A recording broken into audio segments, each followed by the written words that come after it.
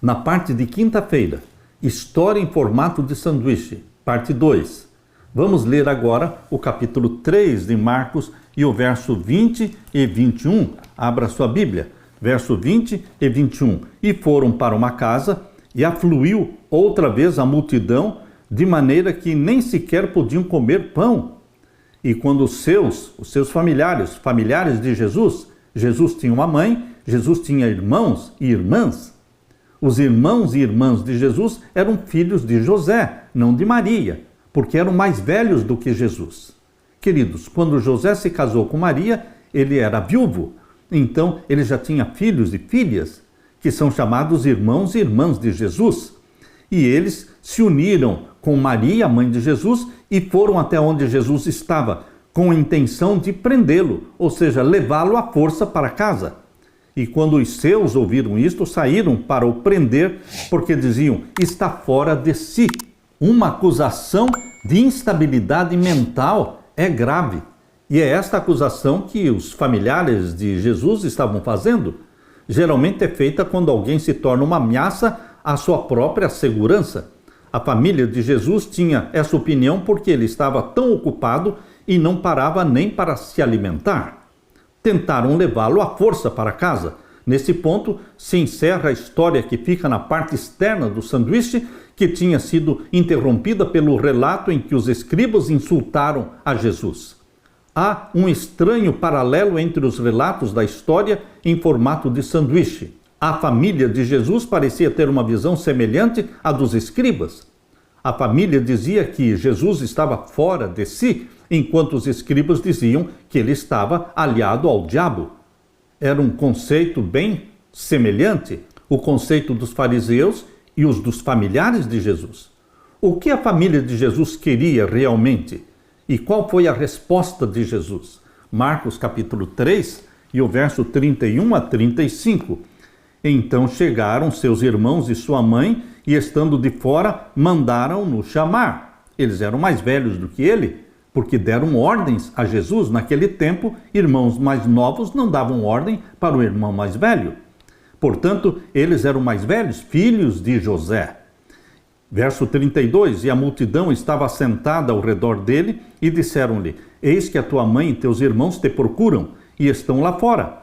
E ele lhes respondeu, dizendo, quem é a minha mãe e quem são os meus irmãos? E olhando em redor para os que estavam assentados junto dele, disse, eis aqui minha mãe e meus irmãos. Porquanto qualquer que fizer a vontade de Deus, esse é o meu irmão, e minha irmã e minha mãe. Essa cena parece estranha. Se a sua mãe e outros familiares viessem vê-lo, você não os reconheceria?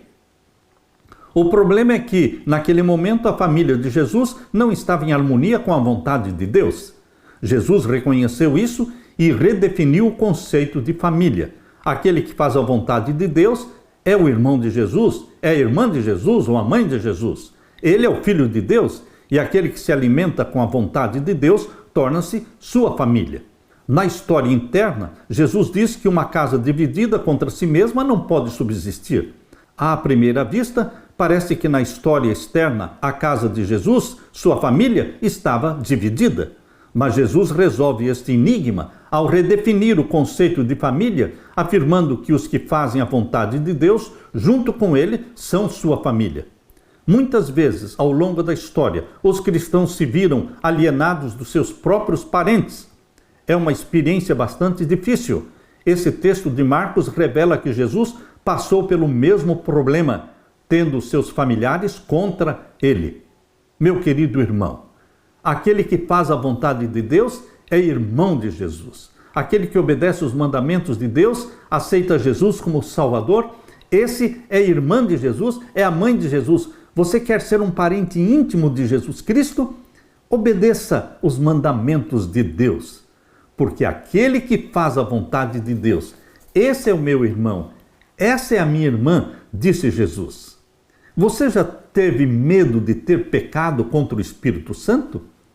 Queridos, em vez de alimentarmos este medo de pecar contra o Espírito Santo, bom é confessar os pecados que são conscientes, os pecados que são familiares. Abra sua Bíblia aqui em Hebreus capítulo 10. Hebreus capítulo 10 fala sobre o pecado contra o Espírito Santo. Nós vamos ver o verso 26. Porque se pecarmos voluntariamente, depois de termos recebido o conhecimento da verdade, já não resta mais sacrifício pelos pecados. Quando é que não resta mais sacrifício pelos pecados? Aqueles pecados que são cometidos voluntariamente. Não uma vez ou duas, mas se você insiste em pecar voluntariamente, ao longo destes meses, talvez ao longo de um ano, nós não sabemos quanto tempo, você continua pecando voluntariamente, conscientemente, você está entristecendo o Espírito Santo. A sua consciência está sendo anestesiada, cauterizada, e você não vai conseguir mais ouvir a voz do Espírito Santo. Portanto, meu irmão, minha irmã, não vamos viver na prática de pecados conhecidos. Em nome de Jesus Cristo, vamos confessar os pecados e tomar a decisão de romper com o pecado. Por quê? Se pecarmos voluntariamente, ou seja, porque queremos, depois de termos recebido o conhecimento da verdade, já não resta mais sacrifício pelos pecados, mas uma certa expectação horrível de juízo e ardor de fogo que há de devorar os adversários. Queridos, que o Espírito Santo continue trabalhando na sua mente e na minha mente. Que o Espírito Santo nos convença dos pecados.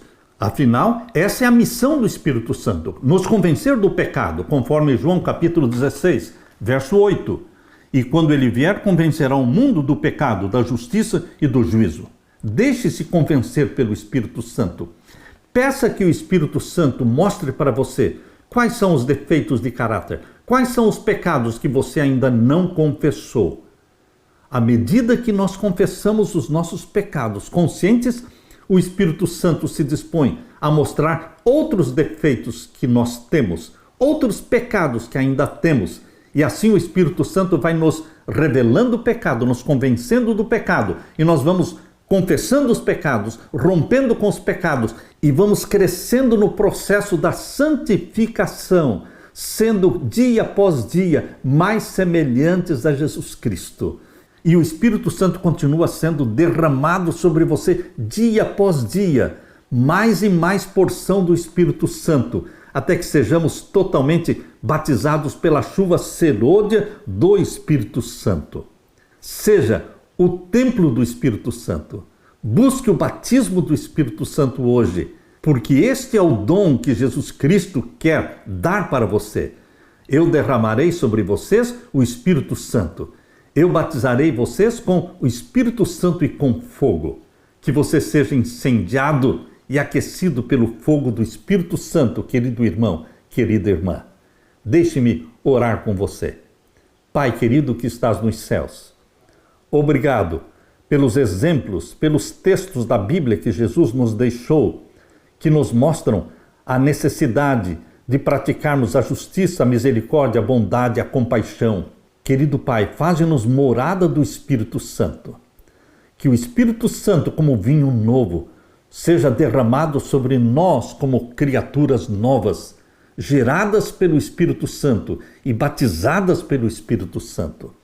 Que Jesus Cristo use nossas mãos, nossos lábios, para levar palavras de ânimo, de coragem, de misericórdia para os sofredores. Assim como Jesus Cristo veio para libertar os cativos e oprimidos do diabo, que o Senhor nos use também para irmos de casa em casa, entrando nos lares, libertando os oprimidos do diabo, levando cura e saúde para aqueles que estão enfermos. Usa-nos como instrumentos nas tuas mãos, querido Jesus, é o que nós suplicamos em teu nome. Amém, Senhor, e amém. Deixo com você, meu irmão, minha irmã, a paz de Jesus. Amém.